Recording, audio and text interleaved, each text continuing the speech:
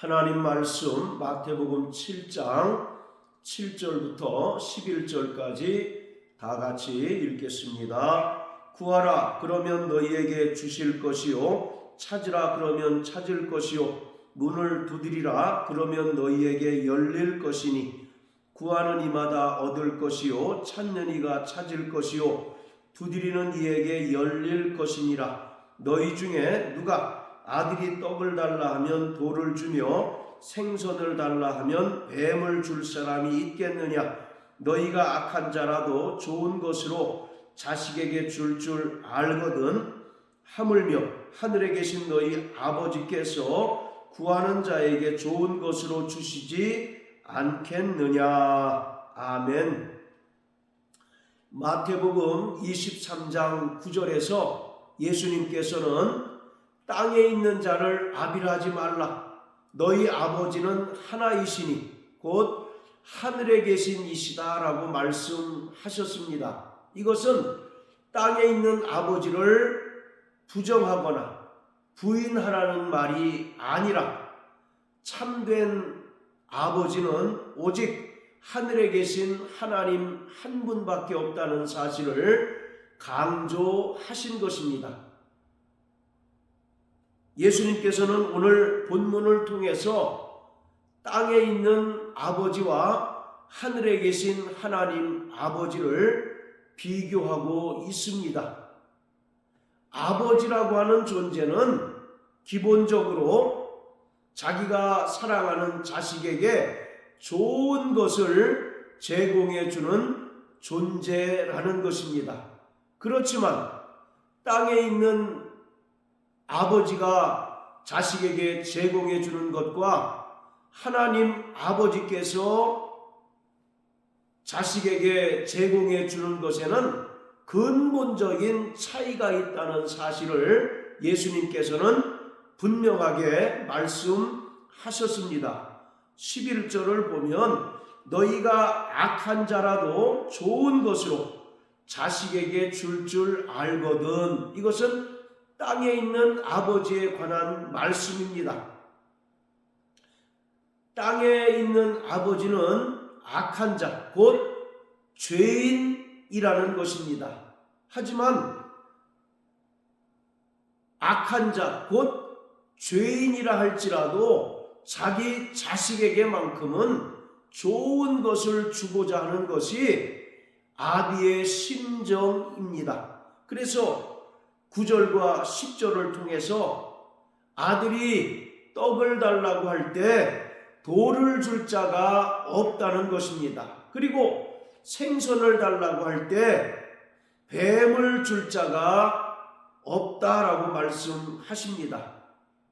이처럼 땅에 있는 아버지가 비록 악한 자, 곧 죄인이라 할지라도 자기 자식에게만큼은 좋은 것을 주기를 원하는데, 땅에 있는 아버지가 자기 자식에게 제공해주는 좋은 것은 단지 육신에 필요한 것들 뿐이라는 것입니다. 떡과 생선은 육체의 생명을 유지하는 데 필요한 것일 뿐, 이것은 우리를 근본적으로 구원에 이르게 할 수 없고 또 영원한 하나님 나라에 이르게 할 수 없습니다. 그렇지만 하나님 아버지께서, 하늘에 계신 하나님 아버지께서 자녀들에게 제공해 주는 좋은 것은 우리를 구원에 이르게 하고 또 영원한 하나님 나라에 이르게 하는 가장 최고의 좋은 선물입니다. 우리 한글 성경에는 뚜렷하게 나타나 있지 않지만 원어 성경을 보면 하늘에 계신 하나님 아버지께서 주시는 좋은 것에는 더 좋은 것이라는 표현이 분명히 나타나 있습니다. 그래서 땅에 있는 아버지가 자식에게 주는 좋은 것보다 비교조차 할 수 없는 가장 최상의, 가장 최고의 좋은 것을 제공해 주시는 이가 하나님 아버지라는 사실을 분명하게 예수님께서는 말씀하셨습니다. 자, 로마서 8장 32절을 읽겠습니다. 자기 아들을 아끼지 아니하시고 우리 모든 사람을 위하여 내어주시니가 어찌 그 아들과 함께 모든 것을 우리에게 은사로 주시지 아니하시겠느뇨. 하늘에 계신 하나님 아버지께서는 긍휼에 풍성하시고 또 사랑이 많으시기 때문에 죄인된 인간들을 위하여 가장 사랑하시고 가장 기뻐하시는 독생자 예수 그리스도를 이 땅에 사람으로 보내셨고 친히 십자가에 달려 죽게 하심으로써 인간의 모든 죄를 대속해 주셨습니다. 그뿐만 아니라 하나님의 아들 예수를 죽은 자 가운데서 다시 살리심으로써 구원을 완성해 주셨습니다. 자, 로마서 5장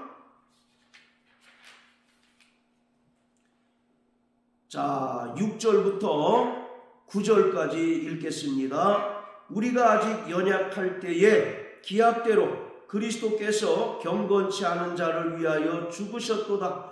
의인을 위하여 죽는 자가 쉽지 않고 선인을 위하여 용감히 죽는 자가 혹 있거니와 우리가 아직 죄인 되었을 때에 그리스도께서 우리를 위하여 죽으심으로 하나님께서 우리에게 대한 자기의 사랑을 확증하셨느니라. 그러면 이제 우리가 그 피를 인하여 의롭다 하심을 얻었은즉 더욱 그로 말미암아 진노하심에서 구원을 얻을 것이니. 자, 6절에 보면 우리가 아직 연약할 때에, 그리고 8절에 우리가 아직 죄인 되었을 때에 라고 말합니다. 즉 우리는 구원받을 만한 아무런 자격이나 구원받을 만한 아무런 조건을 갖추지 못하였다는 것입니다. 그렇지만 하나님 아버지께서는 죄인된 인간들을 구원하시기 위하여 독생자 예수를 이 땅에 사람으로 보내셔서 친히 화목제물로 그 아들을 드리심으로써 영원한 속죄를 이루셨고 또 그 은혜를 믿는 자들을 의롭다 여겨 주셨다라고 말씀하십니다. 그뿐만 아니라 하나님 아버지께서는 구원받은 성도들이 이 땅을 살아가는 동안 하나님 뜻대로 하나님의 거룩하심과 같이 거룩한 삶을 살도록 보혜사 성령을 보내주셨습니다. 그래서 성령은 인간에게 있어서 구원받은 성도들에게 있어서 가장 최고의 선물인 것입니다. 자, 누가복음 11장을 보시겠습니다. 누가복음 11장 9절부터 13절까지입니다.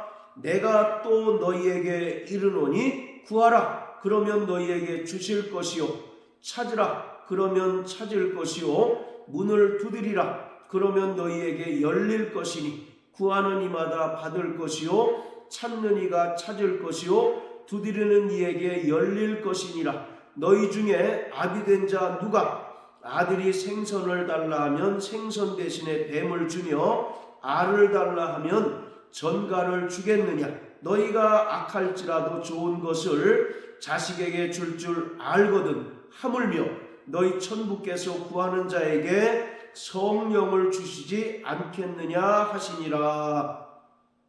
마태복음 7장 11절에는 더 좋은 것을 주신다라고 기록한 반면에 누가복음 11장 13절에서는 그 더 좋은 것이 바로 성령이라고 분명하게 가리키고 있습니다. 성령은 인간에게 가장 최상의 좋은 것, 선물입니다.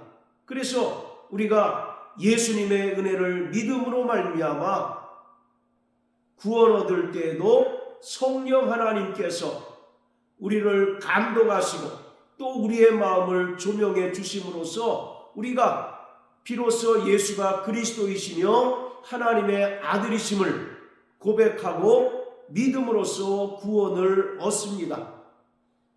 고린도전서 12장 3절에 보면 성령으로 하지 않고서는 예수를 주라 할 수 없다라고 말씀합니다. 예수님께서 이 땅에 사람으로 오신 그리스도이시며 또 그는 죽은 자 가운데서 다시 살아나신 하나님의 아들이심을 우리가 고백하고 시인하고 믿는 데에는 성령 하나님의 역사가 절대적으로 필요합니다. 그래서 우리가 예수의 은혜를 믿음으로 말미암아 구원을 얻는 데에도 성령 하나님의 역사가 절대적으로 필요하며 구원받은 이후에 성화의 삶을 살고 하나님의 거룩하심을 따라 거룩한 삶을 살아갈 때에도 성령 하나님의 절대적인 도우심이 필요합니다. 그래서 우리가 최종적인 영화의 구원, 즉 말세에 나타내기로 예비한 구원, 즉 신령한 몸으로 변화되는 구원에 이르고 또 영광의 아버지 나라에 들어가는 데에 절대적으로 성령 하나님의 역사가 필요하고 성도들은 성령 하나님의 도우심을 반드시 받아야 합니다. 그래서 구원받은 성도들에게 하나님의 자녀들에게 최고의 좋은 것, 즉 최고의 선물은 바로 성령입니다. 자, 다시 로마서 8장으로 돌아갑니다. 바로 이 로마서 8장은 삼위 하나님께서 구원받은 성도들을 영화의 구원에 이를 때까지 어떻게 구체적으로 역사하시고 도우시는가를 기록한 책입니다. 자, 그 중에서 26절, 27절은 성령 하나님의 사역에 대해서 기록하고 있습니다. 이와 같이 성령도 우리 연약함을 도우시나니 우리가 마땅히 빌 바를 알지 못하나 오직 성령이 말할 수 없는 탄식으로 우리를 위하여 친히 간구하시느니라. 마음을 감찰하시는 이가 성령의 생각을 아시나니 이는 성령이 하나님의 뜻대로 성도를 위하여 간구하심이시니라. 성부 하나님께서는 우리를 의롭다 선언해 주셨고 성자 예수 그리스도께서도 영광의 보좌에 좌정하셔서 우리를 위하여 밤낮 중보해 주십니다. 그뿐만 아니라 8장 26절 27절의 말씀처럼 성령 하나님께서도 우리의 연약함을 아시고 우리를 위하여 친히 간구하시며 탄식하시며 간구하고 있습니다. 바로 우리 연약함이라고 하는 것은 하나님의 뜻을 알지 못하는 연약함입니다. 반면에 성령 하나님께서는 고린도전서 2장의 말씀처럼 하나님의 깊은 것을 통달하셨습니다. 그러기에 구원받은 성도들 안에 내주하시고 또 구원받은 성도들을 하나님의 성전 삼으셔서 성도들로 하여금 하나님의 뜻대로 살아가도록 도우시고 또 친히 간구해 주십니다. 그러기에 구원받은 성도들이 온전히 성화의 삶을 살아가기 위해서는 절대적으로 성령 하나님의 도우심이 필요합니다. 성령의 도우심을 받지 아니하고 여전히 육체의 소욕을 따라 살아가게 되면 이러한 자는 하나님의 나라를 유업으로 받을 수 없다고 갈라디아서 5장은 분명하게 말씀하셨습니다. 예수님께서 요한복음 14장에서 제자들에게 너희는 마음에 근심하지 말고 두려워하지 말라고 말씀하십니다. 예수님께서 제자들에게 몇 날이 못 돼서 자신이 대제사장들에게 붙들려 십자가에 달려 죽으시고 또 부활하셔서 하나님 아버지께로 가신다는 것을 말하자 제자들의 마음이 동요하기 시작했고 또 마음에 근심이 일어나게 되었습니다. 그때 예수님께서는 너희는 마음에 근심하지 말라, 하나님을 믿으니 또 나를 믿으라고 말씀하신 후에 예수님께서 부활 승천하셔서 하나님 아버지께 보혜사 성령을 받아서 너희에게 보내주실 것을 약속하셨습니다. 자, 요한복음 14장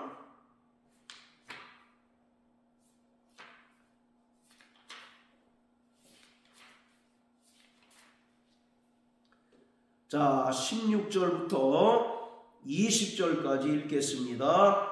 내가 아버지께 구하겠으니 그가 또 다른 보혜사를 너희에게 주사 영원토록 너희와 함께 있게 하시리니 저는 진리의 영이라.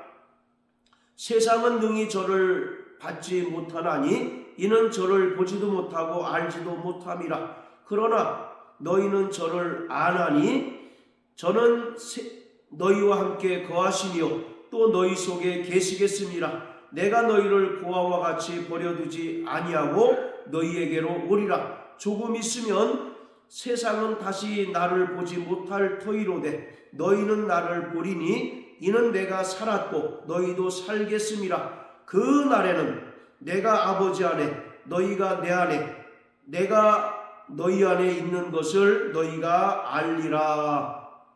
16절에 보면 내가 아버지께 구하여서 너희에게 또 다른 보혜사를 너희에게 줄 터이니 바로 보혜사 성령은 너희와 영원히 함께 하실 것이다 라고 말씀하고 있습니다. 바로 보혜사라고 하는 말은 헬라어로 파라클레토스라고 하는데 상담자, 위로자, 또 변호사라고 하는 뜻입니다.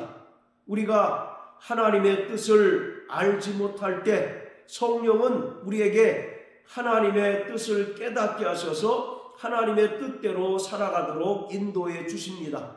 또 성령은 위로자이십니다. 사도행전 9장에 보면 성령의 위로로 진행하여 그 수가 더 많아졌다라고 말합니다. 예수 그리스도를 믿는 것으로 인하여 세상에서 여러 가지 환난을 당하고 또 박해를 당하여 낙심하고 의기소침해할 수 있지만 성령 하나님께서 우리를 위로하셔서 세상을 능히 이기게 하시고 승리케 해 주십니다. 성령은 보혜사로 이 땅에 오신 분이십니다. 하나님의 아들 예수께서도 이 땅에 보혜사로 오셨습니다. 자, 여기 표시해 놓으시고 요한일서 2장 1절을 다 같이 읽겠습니다. 나의 자녀들아, 내가 이것을 너희에게 쓰면 너희로 죄를 범치 않게 하려 함이라. 만일 누가 죄를 범하면 아버지 앞에서 우리에게 대언자가 있으니 곧 의로우신 예수 그리스도시라. 여기 대언자라고 하는 말이 보혜사, 파라클레토스라는 뜻입니다. 그래서 성경은 두 보혜사에 대하여 말씀하고 있는데 첫째가 하나님 아들 예수 그리스도이십니다. 그는 우리의 죄를 위하여 이 땅에 화목제물로 오셔서 우리를 대속해 주시는 보혜사이십니다. 그리고 예수님께서 부활 승천하셔서 또 다른 보혜사를 우리에게 보내주셨는데 그는 우리 안에 내주하시고 우리를 거룩한 하나님의 성전 삼으셔서 우리와 영원히 함께 하시며 우리에게 하나님의 뜻을 깨닫게 하시고 또 우리가 세상에서 많은 어려움을 당할 때 위로하시고 또 평안케 하시는 분이십니다. 또한 성령은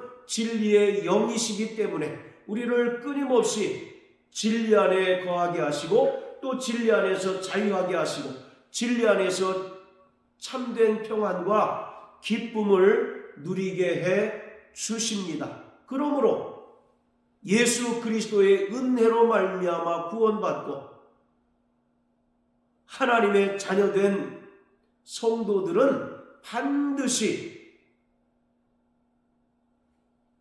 성령으로 충만하고 또 성령의 인도함을 받아야 합니다. 사도행전 1장 5절에 보면 예수님께서는 요한은 물로 침례를 주었거니와 너희는 몇 날이 못돼서 성령으로 침례를 받으리라고 말씀하십니다.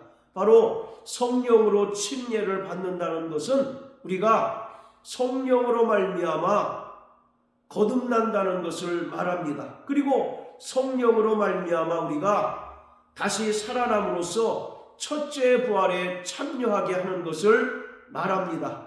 우리는 성령으로 침례를 받아서 하나님의 자녀가 되었고 또 첫째 부활에 참여한 자들이 되었습니다. 그리고 이제 성령으로 침례를 받은 자는 성령으로 충만해야 합니다.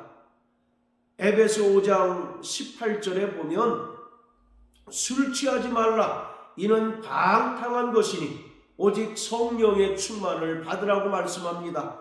여기서 술 취하지 말라는 것은 단순히 술 문제만을 언급한 것이 아니라 육체의 정욕에 끌려 살아가는 것을 말합니다. 우리가 예수님의 은혜를 믿음으로 말미암아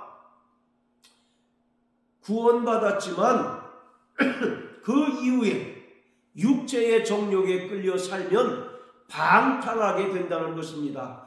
방탕하다는 말은 구원을 상실한다는 것을 말합니다. 그렇기 때문에 구원받은 성도들은 성령의 충만을 받아야 하고 성령의 충만한 인도를 받아야 합니다. 성령으로 충만하다는 것은 성령으로 말미암아 통치를 받고 성령의 지배를 받는 것을 말합니다. 우리는 성령으로 말미암아 이미 임한 하나님 나라를 소유한 자들입니다. 그러기에 성령으로 충만하다는 것은 구원받은 성도들이 하나님 나라의 통치를 받는 것을 말하고 이 세상적 가치관을 따라 살아가는 것이 아니라 하나님 나라의 그 가치관을 따라서 살아가는 것을 말하고 있습니다. 이처럼 구원받은 성도들에게 더 좋은 것, 즉 최고의 선물은 성령입니다. 성령으로 우리가 구원함을 얻고 성령으로 말미암아 하나님을 아바 아버지라 부를 수 있게 되었고 또 성령으로 말미암아 이 땅에서 거룩한 성화의 삶을 살아가게 됩니다. 그러므로 사랑하는 성도 여러분, 날마다 성령의 충만함을 구하는 자 되시길 주의 이름으로 축복합니다. 죄악이 관영하고 악이성한 이 세상에서 우리가 승리할 수 있는 유일한 방법은 성령의 지배를 받는 것입니다. 성령으로 말미암아 하나님의 뜻을 깨닫고 그 뜻대로 살아가는 것입니다. 그러기 위하여 우리는 성령께서 나를 주장해 주시고 성령께서 나를 지배해 주시고 성령께서 나를 통치해 주시도록 날마다 간구하는 자가 되어야 합니다. 일평생 성령 충만하여 하나님 뜻대로 살아가고 세상을 넉넉히 이기는 자 되시길 예수 이름으로 축복합니다. 할렐루야.